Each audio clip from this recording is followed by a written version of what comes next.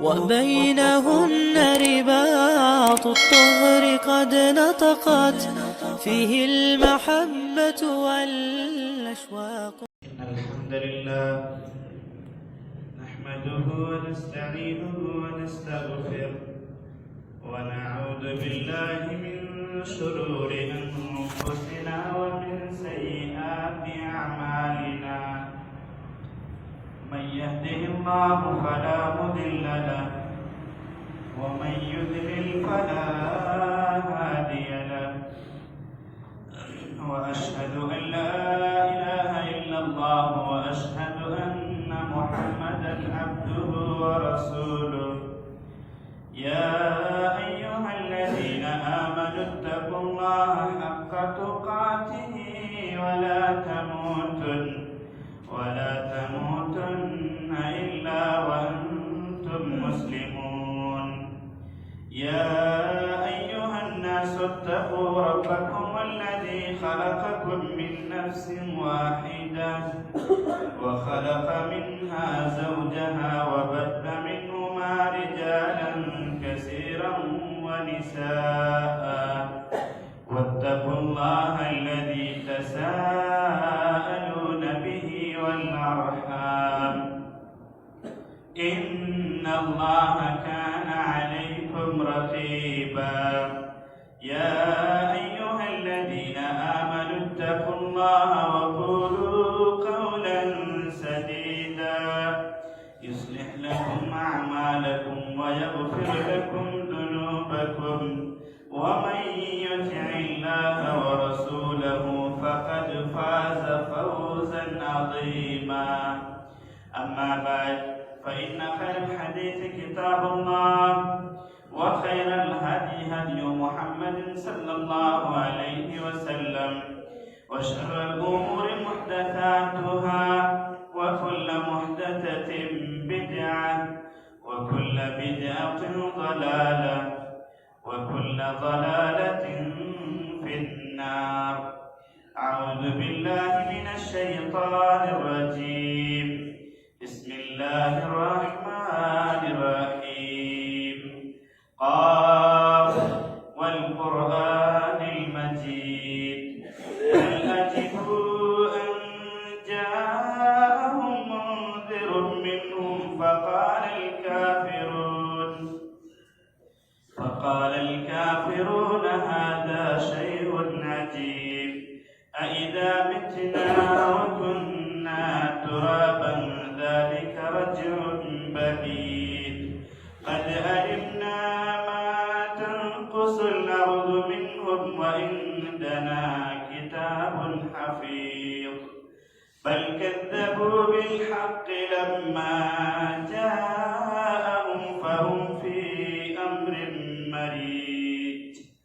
أفلم ينظروا إلى السماء فوقهم كيف بنيناها وزيناها وما لها من فروج. والأرض مددناها وألقينا فيها رواسي وأنبتنا فيها من كل زوج بهيج. تبصرة وذكرى لكل عبد منيب. हाज़रीन जमा, हर किस्म की बड़ाई, बुजुर्गी, बरतरी, शकाइस अल्लाह रब्बुल आलमीन के लिए जो हम सबों का मुरब्बी, पालनहार, मालिक और मालिकुल मुल्क है। बाद दरूद व सलाम अल्लाह की तमाम नबियों पर, खुसूसन मोहम्मद रसूलुल्लाह सल्लल्लाहु अलैहि वसल्लम पर। मौजू आज के खुतबा जुमा के लिए है, क्या ये भी गुनाह है? दरअसल बहुत सारे ऐसे नुकात या बहुत से ऐसी बीमारियां गुनाह है जिनको गुनाह तस्वुर नहीं किया जा रहा है, और अगर उसको एक मौजू बनाकर खुतबा दिया जाए तो इल्मी खुतबा हो जाए और बहुत अखबार आएंगे जो अवाम के लिए बोरियत का भी जरिया बनेगा।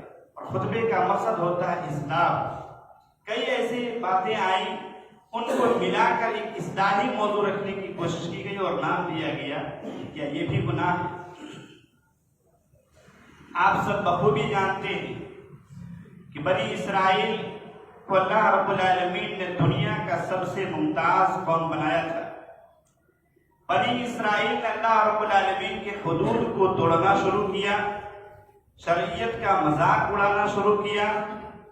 اللہ رب العالمین نے جو ان کے لیے دائرے بنائے تھے اس سے آگے جانے کی کوشش کرنے لگے، حلال کو حرام، حرام کو حلال کرنے لگے، مرضی کے مطابق عمل کرنا شروع کر دیا۔ اللہ رب العالمین کی پھٹکار پڑی اور مسلسل پے در پہ لگاتار اللہ رب العالمین نے کئی عذاب نازل فرمائے، اور حالت یہاں تک ہو گئی کہ ان لوگوں کو رب العالمین نے سور اور بندر تک بنا دیا۔ اللہ رب العالمین نے بنی اسرائیل کے تمام بدخصلتوں کا ذکر کر کے، ان کی برائیوں کا ذکر کر کے قرآن عزیز کے اندر امت محمدیہ کو یہ درس دیا کہ بنی اسرائیل کی برائیوں کو اپنے اندر آنے نہیں دینا۔ اگر ان چیزوں کو تم اپنانے کی کوشش کرو گے تو یاد رکھو تمہارا انجام اس سے بھی برا ہو سکتا ہے۔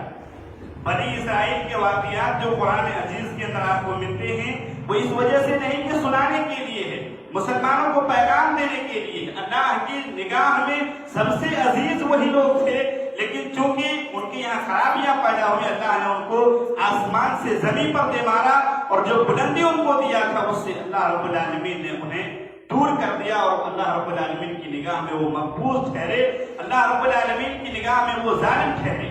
بدقسمتی سے آج امت مسلمہ کے اندر بھی دھیرے دھیرے ان کی ہر عادتوں کو اپنانا شروع کیا جا رہا ہے، اور جب باتیں آتی ہیں، تقاریر سنتے ہیں، خطبات سنتے ہیں، تو کچھ لوگوں کی زندگی کچھ دنوں کے لیے پلٹ جاتی ہے۔ ایسے لوگوں کے تعلق سے ہم اللہ رب العالمین کی اس آیت کو تلاوت کرتے ہیں، انما المؤمنون الذين اذا ذكر الله وجلت قلوبهم واذا تليت عليهم زادتهم ایمانا، کہ جب اللہ کا ذکر، اللہ رب العالمین کی باتیں سنائی جائیں تو مومنین کچھ دنوں کے لیے سدھر جاتے ہیں، ایمان گھٹنے بعد میں لگتا ہے، کچھ دن بڑھتا ہے، یہ رویہ ہوتا ہے۔ حالانکہ جب معاشرے کے اندر نگاہ دوڑائیں گے تو آپ چند ایسے لوگوں کو اس طریقے سے گناہ کرتے ہوئے دیکھیں گے، وہ گناہ کو گناہ سمجھتے ہی نہیں ہیں۔ ہمارے اس قوم کے اندر، امت محمدیہ کے اندر، گناہ کی ایک ایک چیز کو قرآن و حدیث کے اندر آپ جب پڑھیں گے تو اللہ رب العالمین نے حلال کو مجملاً ذکر کیا ہے۔ کہیں بھی آپ کھانے کے ذکر آپ دیکھیں گے حلال کھانوں کا، تو اللہ رب العالمین نے کہا کہ پاکیزہ کھانا کھاؤ، اور ہر چیز کی اصلیت علت رکھ دی گئی ہے جب تک قرآن و حدیث کے اندر اس کے منع کے تعلق سے کوئی دلیل نہیں ملتی ہو وہ حرام ہے، حلال ہے۔ لیکن اللہ رب العالمین نے حرام کو ایک ایک کر کے بیان کیا، پھر اللہ کے نبی صلی اللہ علیہ وسلم فرماتے ہیں سنو، حرام چند چیزیں ایسی ہیں جو قطعی ہیں، جیسے شرک کرنا، جوا کھیلنا، شراب پینا، یہ تمام چیزیں بالکل واضح ہیں، لیکن اللہ کے نبی صلی اللہ علیہ وسلم فرماتے ہیں کچھ چیزیں ایسی ہیں جو ان دونوں کے درمیان ہیں، حلال و حرام کے درمیان ہے، مشتبہ چیزیں ہیں تو ان سے اپنے آپ کو دور رکھنے کی کوشش کرنا۔ اللہ کے نبی صلی اللہ علیہ وسلم فرماتے ہیں الحلال بین والحرام بین وبینہما مشتبہات، حلال بھی واضح ہے، حرام بھی واضح ہے، کچھ درمیانی ایسی چیزیں ہیں آدمی شک میں پڑ جاتا ہے آیا یہ حلال ہے یا حرام ہے۔ اللہ کے نبی صلی اللہ علیہ وسلم فرماتے ہیں لا یعلمہن کثیر من الناس، اکثر لوگ نہیں جانتے ہیں کیا ہے۔ اللہ کے نبی صلی اللہ علیہ وسلم فرماتے ہیں فقد استبرأ لدینہ وعرضہ، جو اپنے ایمان اور دین کو بچانا چاہتا ہے اسے اپنے آپ کو دور رکھنے کی کوشش کرتا ہے۔ فرمایا فمن وقع فی الشبہات، جو شبہات کے اندر پڑ جاتا ہے، وقع فی الحرام، وہ حرام کاموں کے اندر پڑ جاتا ہے، لہذا اپنے آپ کو حرام کاموں سے دور رکھنا چاہیے۔ آج ہم اپنے معاشرے کے اندر دیکھتے ہیں، موضوع چونکہ تبہیدی باتیں بہت زیادہ نہ ہو جائے، موضوع ہے کیا یہ بھی گناہ ہے، کیا یہ بھی گناہ ہے۔ ہم جب اپنے معاشرے کے اندر نگاہ دوڑاتے ہیں تو ہماری زبانوں کے اندر بہت سے شرکیہ جملے ہوتے ہیں اور ہم انہیں گناہ بھی تصور نہیں کرتے۔ جیسے ہم سب کہتے ہیں میں اللہ کی اور آپ کی پناہ میں آتا ہوں، میرا اللہ پر بھروسہ ہے اور آپ پر بھروسہ ہے، میرا آسمان میں اللہ ہے، زمین میں آپ ہیں، میں آپ نے اگر نہیں چاہا ہوتا تو میرے ساتھ یہ معاملہ نہیں ہوتا، آپ نے چاہا اس لیے ایسا ہو گیا۔ ان تمام جملوں کو آپ جب دیکھیں گے تو کیا یہ جملے صحیح ہیں؟ دیکھیے یہ جملے قطعاً صحیح نہیں ہے. عربی کا ایک قاعدہ ہے عطف و معطوف کا قاعدہ. یہ واو جو بیچ میں آتا ہے جس کا ہم ترجمہ اور کے ذریعے سے کرتے ہیں, یہ ایک بڑے سے جملے کو ملا کر ایک مفہوم دینے کی کوشش کرتا ہے. اگر ہم کہتے ہیں میرا آپ پر بھروسہ ہے اور اللہ پر بھروسہ ہے, اس آدمی کو ہم اللہ کے اس چیز میں شریک کر رہے ہیں کہ بھروسہ اللہ پر بھی, اس آدمی پر بھی کیا جا سکتا ہے, اللہ پر بھی کیا جا سکتا ہے. میں آپ کی پناہ میں آ رہا ہوں, میں آپ کی پناہ میں ہوں, اللہ کی پناہ میں آتا ہوں. اس طرح کے جملات جو جملے کہتے ہیں یہ تمام کے تمام شرکیہ جملے ہیں, آدمی کو جہنم کے دروازے تک پہنچا سکتا ہے. عربی میں ایک دوسرا لفظ آتا ہے ثم, جو تفسیر کرنے کے لیے آتا ہے. اگر آپ اسی جملے کو اس انداز سے کہتے ہیں میرا اللہ پر بھروسہ ہے, اس کے بعد پھر آپ پر بھروسہ ہے, اگر یہ پھر لفظ بیچ میں ڈال دیتے ہیں تو جملہ صحیح ہوتا ہے. میں اللہ کی پناہ میں آتا ہوں, پھر آپ کی پناہ میں آنے کی کوشش کرتا ہوں. یہ جو پھر لفظ آتا ہے یہ جملے کو صحیح کر دیتا ہے. اگر ایسے جملے بولتے ہیں تو پھر شرکیہ جملہ ہوتا ہے. ایسے جملے کیا ہمارے معاشرے کے اندر نہیں ہے؟ بہت زیادہ عام ہے, ہر کوئی اس طریقے کا جملہ بولتا ہے. اسی طریقے سے ایک ہے لفظ اگر. لفظ اگر ہم بہت استعمال کرتے ہیں. اگر میں وہاں نہیں گیا ہوتا تو یہ ہوتا ہی نہیں, اگر آپ نے یہ نہیں کیا ہوتا تو یہ ہوتا ہی نہیں, اگر اس نے ایسا نہیں کیا ہوتا تو یہ کام نہیں ہوتا, اگر میں نے یہ کر لیا ہوتا تو اس حادثے سے بچ جاتا, اگر میں نے بریک لگا لیا ہوتا تو میں وہاں تک نہیں پہنچتا. یہ اگر لفظ جو ہے لفظ لو, اللہ کے نبی صلی اللہ علیہ وسلم فرماتے ہیں لفظ اگر یہ شیطان کا چور دروازہ ہے. جو آدمی لفظ اگر اور مگر کے پیچھے پڑ جاتا ہے دراصل وہ اپنی تقدیر پر انگلی اٹھاتا ہے, اپنی تقدیر پر انگلی اس انداز سے اٹھاتا ہے کہ اپنی تقدیر سے وہ راضی نہیں ہوتا ہے, اپنے تقدیر پر وہ افسوس کرتا ہے. ایک اگر میں نے ایسا نہیں کیا ہوتا تو ایسا ہو جاتا. اللہ کے نبی صلی اللہ علیہ وسلم فرماتے ہیں ایسا مت کیا کرو, ایسا مت کیا کرو, بلکہ جب کوئی حادثہ پیش آ جائے تو کہو یہ میری مقدر میں تھی, میں وہاں تک پہنچ گیا, یہ میری مقدر میں تھی, یہ میرے ساتھ ہو گیا. یہ جو جملہ بڑھا دیتے اگر نہیں گیا ہوتا تو ہوتا ہی نہیں, تو کیا مطلب ہے؟ آدمی جس جگہ پہ مر جاتا ہے اگر وہاں نہیں جائے گا تو اس کو موت نہیں آئے گی. کیا یہی مطلب نکلتا ہے؟ اس طریقے کے جملہ ہمارے سماج و معاشرے کے اندر بہت زیادہ ہے. اسی طریقے سے ایک جو ہمارے معاشرے کے اندر جو گناہ تصور کیا جاتا ہے وہ ہے زمانے کو گالی دینا. زمانے کو, زمانہ بڑا خراب ہے, زمانہ بڑا بے وفا ہے, زمانہ ہی ایسا ہو گیا ہے. اس طریقے کے جملے استعمال کرتے ہیں, یہ شرکیہ جملہ ہے اور کوئی گناہ تصور نہیں کرتا ہے.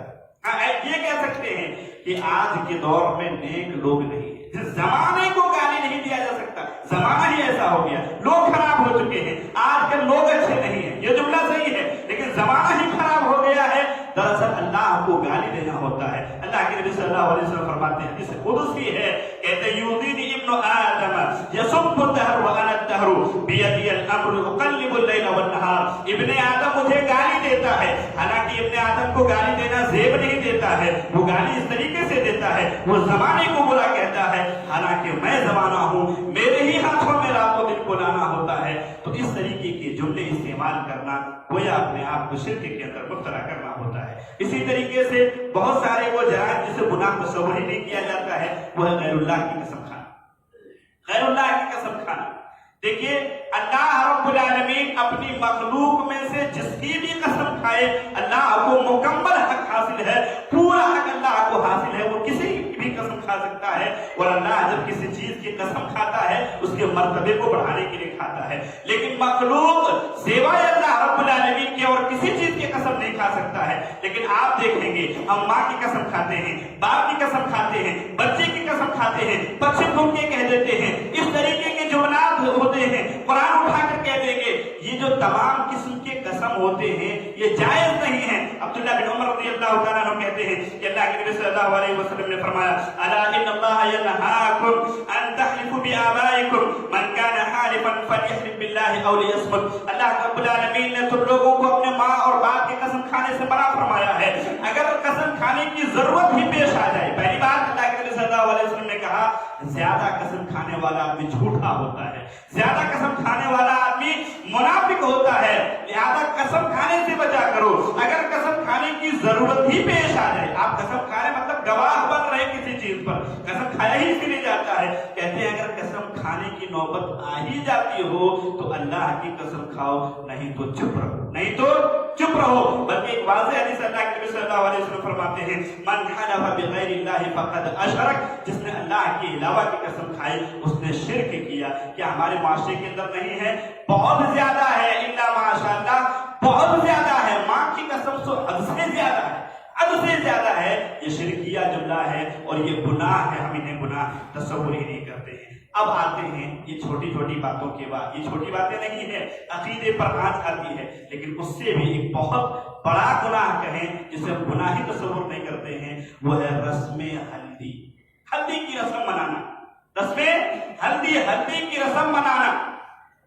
شادی اسلام میں اتنا سادہ ہے، اتنا سادہ ہے کہ جس کا تصور نہیں کیا جا سکتا ہے۔ اللہ کے نبی صلی اللہ علیہ وسلم کے سامنے صحابہ آتے ہیں، صحابیات گزرتے ہیں، شادی ہوتا ہے، ایک کھجور کی گٹھلی کے برابر کوئی چیز دے کر، مہر دے کر شادی کر دی جاتی ہے، معمولی چیزوں کے ذریعے سے ولیمہ کر دیا جاتا ہے، کوئی وقت نہیں، پسند ہوا، سامنے ہے، گواہ موجود ہے، نکاح کر دی گئی۔ اب ہمارے یہاں کیا ہوتا ہے، چلیے دنیا تیز ہے، نسبت کرنی پڑتی ہے، لکھ لکھاؤ ہوتا ہے، یہاں تک تو ٹھیک ہے، یہ تو پہلے بھی چلا آ رہا ہے، لکھ لکھاؤ ہوتا ہے، لیکن منگنی کی ایک رسم جو خود بذات خود رسم ہے، یہ جائز ہی نہیں ہے، بذات خود رسم ہے۔ اللہ رب العالمین ہم سبوں کو بچائے، ہر کوئی اس گناہ کے اندر مبتلا ہے۔ اور پھر منگنی کے بعد شادی سے 2 دن 3 دن 4 دن پہلے رسم ہلدی منائی جاتی ہے۔ وہ کیسے؟ جس گھر کی لڑکی ہے اس کے تمام آس پڑوس کی عورتیں اس کے گھر پہنچتی ہیں اور رشتہ دار آتے ہیں، اور اس رسم ہلدی کے پیچھے جو ایک برا عقیدہ ہمارے معاشرے کے اندر آ رہا ہے وہ لوگوں نے دیکھا ہی نہیں۔ ہر کوئی پیلا لباس پہنتی ہے، تمام خواتین جو ہوتی ہیں وہ پیلا لباس پہنتی ہیں۔ اچھا پیلا لباس کیوں پہنا جاتا ہے؟ یہ غیر مسلموں کا ہے، اور خصوصاً ہندو تہذیب کے اندر یہاں ان کے یہاں یہ پیلا لباس پہننے کا رسم ہے اور رواج ہے۔ کیوں پہنتے ہیں ان کے یہاں جو پہنتے ہیں، میں ابھی آخر تک اس مسئلے کو جاننے کی کوشش کیا، آخر تک ان کے یہاں پہنا اس لیے جاتا ہے کہ جو اب زندگی نئی شروع کر رہے ہیں اس کے اندر کسی کی بری نگاہ نہ لگے، اس لیے وہ کرتے ہیں، کہتے ہیں سخی سخی زندگی گزرے، سہاگن سدا رہے گی، اس طریقے کے جملے استعمال کرتے ہیں، اور اس عقیدے کے پیچھے وہ لوگ یہ رسم کرتے ہیں۔ آگے آپ مسلم قوم کے اندر ہماری مائیں اور بہنیں اس انداز سے عقیدے کو نہیں دیکھتی، وہ فالو در فالو، حیدرآباد میں ہو رہا ہے وہاں پر ہونے لگا ہے، ہم کیوں پیچھے رہیں گے؟ ہم گئے تھے ٹاٹا، وہاں پر رسم ہلدی ہوا تھا، لہذا ہم بھی کریں گے۔ اور پھر عورتیں جمع ہوتی ہیں، اللہ معاف فرمائے، پھر فوٹوگرافر آتا ہے، فوٹو لیتا ہے، ویڈیو بناتا ہے، اور ویڈیو بنا کر کس انداز سے ہلدی لگائی جاتی ہے آپ سب جانتے ہیں۔ بذات خود ہلدی لگانا منع نہیں ہے، لیکن جو ہلدی لگائے، ہلدی سے لباست آتی ہے بدن کے اندر، ہلدی سے چہرے کے اندر رونق بناتا ہے، یہ بتاتے ہیں، لیکن لگانے جتنے کریم ہوتے ہیں ان کریموں کے اندر اچھا بنانے کے لیے ہلدی ڈالا جاتا ہے، لیکن وہ خود وہ لگائے جس کو لگانا ہے۔ جس لڑکی کی شادی ہے وہ خود لگا لے، جتنا چاہے جیسے چاہے لگا لے، لیکن عورتیں بیٹھتی ہیں چاروں طرف سے، ڈھیلا ڈھالا کپڑا اس عورت کو پہنایا جاتا ہے، ہر عورت اسے لگاتی ہے، بالکل عورت پوری کی پوری خود عورت ہے، وہ پردے کی چیز ہے، اس کو ہر عورت لگاتی ہے۔ عورتوں کو یہ کیا سوچتے ہیں، ہمارے یہاں کیا ہو گیا ہے کہ عورت صرف مردوں سے پردہ کرے گی، نہیں، جس طریقے سے مرد بھی مردوں سے پردہ کریں گے ویسے ہی عورتوں کو بھی عورتوں سے پردہ کرنا ضروری ہے۔ اسی لیے آپ جنازے کی غسل کے مسئلے میں دیکھیں گے تو آپ پائیں گے کہ صرف وہی عورتیں وہاں رہ سکتی ہیں جو ڈھلائیں گے، اس کے علاوہ کی عورتیں نہیں دیکھ سکتی ہیں ان کو، خود وہ پردے کی چیز ہیں، اور ان کے تمام جگہوں پر یہ ہلدی لگائی جاتی ہے، ویڈیو بنایا جاتا ہے، آگے کی بات آتی ہے اسٹیٹس میں لگایا جاتا ہے، یاد کی چیزیں بنائی جاتی ہیں۔ اللہ قرآن کے اندر فرماتا ہے، ان الذين يحبون ان تشيع الفاحشة في الذين آمنوا لهم عذاب أليم في الدنيا والآخرة۔ جو لوگ بے حیائی کرتے ہیں اور بے حیائی کا پرچار کرتے ہیں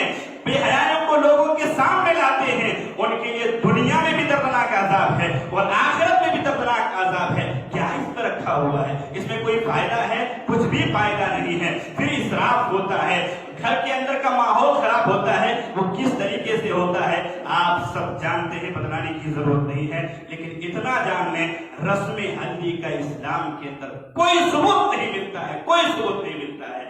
آپ کہیں گے عبد الرحمن بن عوف کو اللہ کے نبی صلی اللہ علیہ وسلم نے زرد کپڑوں میں دیکھا تھا اور آپ نے کہا تھا شادی کر لیے، تو یہ بات واضح آ جاتی ہے کہ خود کو لگائے، اور حضرت عبد الرحمن بن عوف کے کپڑوں میں اگر دیکھنے کی بات آتی تو زعفران کیا کہتے ہیں خوشبو ان سے آ رہی تھی اور کچھ رنگ کا کلر آ رہا تھا، تو وہ میاں بیوی کا آپ سے تعلق ہے، ہر کسی کو دخول وہاں ہونے کا داخل ہونے کی اجازت ہی نہیں ہے۔ اسی طریقے سے جسے گناہ، اچھا یہ بہت بڑا گناہ ہے، یاد رکھیے بہت بڑا گناہ ہے، جس میں جہنم کی عذاب کی وعید آ چکی ہو، اس سے بڑا وہ گناہ کیا ہو سکتا ہے؟ پھر آگے بڑھتے ہیں، سالگرہ منانا، برتھ ڈے منانا، یوم پیدائش منانا ہمارے معاشرے کے طرف عام ہے، بالکل عام ہے، اس کا بھی دین اسلام کے اندر کوئی ثبوت نہیں ملتا ہے، کہیں بھی نہیں ملتا ہے۔ یہ آیا کہاں سے؟ یہ عیسائیوں کے یہاں سے آیا، عیسائیوں کے یہاں یوم ولادت کو منایا جاتا ہے، عیسائیوں کے یہاں یوم ولادت کے دن کیک کاٹا جاتا ہے، عیسائیوں کے یہاں یوم ولادت کے دن پارٹی رکھی جاتی ہے۔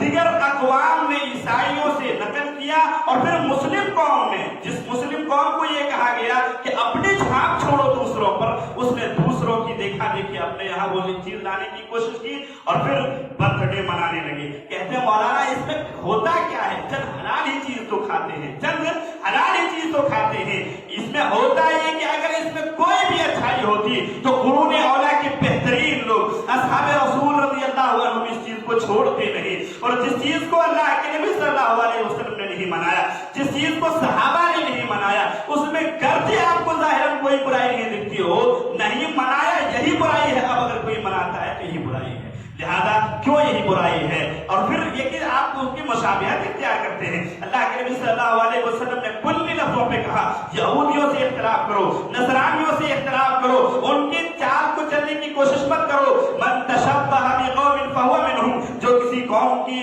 مشابہت اختیار کرتا ہے، جو کسی قوم کی کلچر کو اپنانے کی کوشش کرتا ہے، ان کا شمار انہی لوگوں میں سے ہو جاتا ہے۔ ظاہراً دنیا آپ کو مسلمان مانتی ہو، لیکن اللہ کی نگاہ میں مسلمان نہیں ہیں، لہذا اس چیز سے بچنے کی کوشش کریں۔ صحابہ اکرام رضی اللہ عنہم کی جماعت کو دیکھیں، اللہ رب العالمین نے صحابہ کی جماعت، صحابہ اکرام رضی اللہ عنہم کی جماعت کی پیروی کا حکم دیا ہے، فرمایا اولئک الذین ھدی اللہ فبہداہ مقتدی، کہ یہ سب سے بہترین لوگ ہیں، لہذا تم لوگ ان کی اقتداء کرنا۔ اور نبی پاک صلی اللہ علیہ وسلم نے واضح لفظوں میں قیامت تک آنے والے تمام رسومات کی کاٹ کی اور فرمایا من عمل عملا لیس علیہ امرنا فہو رد، جو آج میں نے کر دیا اور جو چیز میں نے نہیں کیا ہے، کھانے کے علاوہ کی چیزیں جو پاکیزہ کھانا ہے، وہ تمام کے تمام بدعات میں داخل ہیں، اللہ کے یہاں اس کی کوئی اجازت نہیں ہے۔ اور پھر اس میں جو کیک کاٹا جاتا ہے، بربادی ہوتی ہے، سارے لوگ شامل ہوتے ہیں، یہ اسراف کے قبیل سے ہے، اور اللہ فرماتا ہے کانوا اخوان الشیاطین، اسراف کرنے والے یہ شیطان کے بھائی ہوتے ہیں۔ اور پھر سب سے بڑھ کر یہ ہے جو مسنون کام ہے وہ کریے نا، ولادت پر خوشی منانا اسلام میں بہت اچھا مانا گیا ہے، برا نہیں مانا گیا ہے۔ اگر برا مانا گیا ہوتا تو اللہ کے نبی صلی اللہ علیہ وسلم نہیں کہتے کہ جب بچہ پیدا ہو جاتا ہو تو ان کا اچھا سے اچھا نام رکھنے کی کوشش کرو۔ آپ صلی اللہ علیہ وسلم کہتے ہیں جب بچہ پیدا ہو جاتا ہو خوشی اتنی مناؤ کہ ان کا عقیقہ کرو، ان کے نام سے جانور ذبح کرو، اگر بچہ ہے تو 2، بچی ہے تو 1 ذبح کرو، لوگوں کو کھلاؤ، اور پھر یہ کہ ان کے بالوں کی وہ چاندی کو صدقہ کیا کرو، یہ خوشی کا تو طریقہ ہے۔ پھر اللہ کے نبی صلی اللہ علیہ وسلم نے کہا انہیں اپنے جنت میں جانے کا ذریعہ بناؤ، اور جنت میں جانے کا ذریعہ ہم کیسے بنائیں گے؟ ان کی اچھی تربیت کریں گے، ان کو بتلائیں گے۔ اچھا کیا ضرورت ہے؟ لوگ کہتے ہیں کچھ نہیں کرتے ہیں، جس دن پیدا ہوتا ہے اس دن کہتے ہیں بیٹا آج تمہارا یوم ولادت ہے، آج برتھ ڈے ہے تمہارا، آج ہی کے دن تم پیدا ہوئے ہو، یاد دلانے کی کیا ضرورت ہے؟ آپ نے فرائض کو یاد دلایا کبھی کہ بیٹا نماز پڑھنا تھا، نماز نہیں پڑھائے، اور اس بستی کے اندر حد سے زیادہ ہے، گرجے کی پارٹیاں نہیں رکھی جاتی ہیں، گھروں کے اندر اس کا اہتمام زور و شور سے ہو رہا ہے، باتیں آتی ہیں، ہم مسلم قوم ہیں، وہ بھی منہج سلف کے دعوے دار اپنے آپ کو کہتے ہیں، اور یہ خرابیاں ہمارے اندر ہیں، اور ہم کہتے ہیں کہ ہم مسلمان ہیں۔ اللہ رب العالمین کی نگاہ میں ہم مسلمان نہیں ہیں، لہذا اس چیز سے اپنے آپ کو دور کرنے کی کوشش کریں۔ یہ بہت بڑا گناہ ہے جس کو گناہ سمجھا نہیں جاتا ہے۔ اللہ کے نبی سے بڑھ کر کوئی شخصیت دنیا میں آئی ہے کیا؟ نبی نے اپنی زندگی میں کبھی اپنا نہیں منایا. اللہ کے نبی سے زیادہ کوئی باپ بیٹیوں سے محبت کرنے والا نہیں ہو سکتا، یہ ہمارا ایمان ہے. لیکن کبھی آپ نے فاطمہ کے برتھ ڈے کو نہیں منایا، کبھی آپ نے رقیہ ام کلثوم زینب کے برتھ ڈے کو نہیں منایا، نہ عبداللہ کے، نہ قاسم کے، نہ ابراہیم کے. ثبوت ہی نہیں ملتا ہے. آگے بڑھتے ہیں. وہ تمام گناہ جو گناہ ہے، بڑے گناہ جو گناہ سمجھے ہی نہیں جاتے ہیں، وہ ہے عقائد باطلہ کے علم بردار لوگوں کے ساتھ میل جول کو باقی رکھنا، منافقین کے ساتھ اٹھنا بیٹھنا، فاسقوں کے ساتھ محفلیں سجانا. یہ بہت بڑا گناہ ہے جو کہ ہم گناہ تصور نہیں کرتے. آپ کہیں گے اس میں کیا گناہ ہے؟ اس میں اتنا بڑا گناہ ہے. اللہ رب العالمین قرآن کے اندر سورہ آل عمران کے اندر فرماتا ہے یا ایھا الذین آمنوا لا تتخذوا بطانۃ من دونکم لا یألونکم خبالا. ایمان والو تم باطل عقیدے والے کو، اور وہاں باطل عقیدے سے مراد یہود و نصارہ، اس کی تشریح کی جاتی ہے، اور اس سے بھی ہر باطل عقیدے والا آ جاتا ہے. ان سے دوستی مت کیا کرو، وہ تمہیں کبھی بھی خوش نہیں دیکھنا چاہتے ہیں، وہ کبھی بھی تمہیں اچھا نہیں دیکھنا چاہتے ہیں. قلبی لگاؤ مت رکھو، دنیا کی ضروریات پورا کرنے کے لیے کیا جا سکتا ہے. اور پھر منافقوں کے ساتھ، فاسقوں کے ساتھ. یہ فاسق لوگ ہیں کون؟ جو نماز نہیں پڑھنے آتے ہیں، جو تمام برائیاں کرتے ہیں، جو اسلام کے شعائر پر عمل نہیں کرتے ہیں، جو روزے کا اہتمام نہیں کرتے ہیں. فاسق ہیں کون؟ جو قرآن و حدیث کی آیتوں کی آ جانے کے بعد ان کا مذاق اس انداز سے اڑاتا ہو کہ آمنا اور صدقنا نہیں کہتا ہو، وہی تو فاسق ہے. منافق کون ہے؟ جو قرآن و حدیث کی باتوں کو آ جانے کے بعد مکمل اس میں بلا چوچلا اس کو تسلیم نہیں کرتا ہو، یہی تو منافق ہے. اور کون منافق ہے؟ منافقین کا یہی شیوا تھا. اللہ رب العالمین قرآن کے اندر فرماتا ہے، آپ صلی اللہ علیہ وسلم کو خطاب کر کے فرمایا وَإِذَا رَأَيْتَ الَّذِينَ يَخُوضُونَ فِي آيَاتِنَا فَأَعْرِضْ عَنْهُمْ حَتَّى يَخُوضُوا فِي حَدِيثٍ غَيْرِهِ. اے نبی پاک صلی اللہ علیہ وسلم، آپ منافقوں کے ساتھ، آپ ان لوگوں کے ساتھ جو ہمارے شعار کا مذاق اڑاتا ہو، پرانی آیات کا مذاق اڑاتا ہو، ان کے ساتھ اٹھنا بیٹھنا، دوستی رکھنا چھوڑ دیں. کب تک؟ جب تک کہ وہ ان باتوں کو چھوڑ نہیں دیتے ہوں. اے افسوس، ہم تو ان کے ساتھ دوستی رکھتے ہیں. ہم میں کتنے ایسے لوگ ہیں جو اسلام کے کئی قوانین کا مذاق اڑاتے ہیں. زبانی طور پر یاد رکھیں، ایسے آدمی توبہ کریں، وہ دائرے اسلام سے باہر ہو چکے ہوتے ہیں. اور بھی بہت ساری باتیں ہیں جنہیں گناہ تصور نہیں کیا جاتا ہے. میں وقت کا پابند رہتا ہوں، انشاءاللہ آگے کی باتیں آگے. السلام علیکم ورحمۃ اللہ. الحمدللہ رب العالمین والصلاۃ والسلام علی رسول الکریم، اما بعد.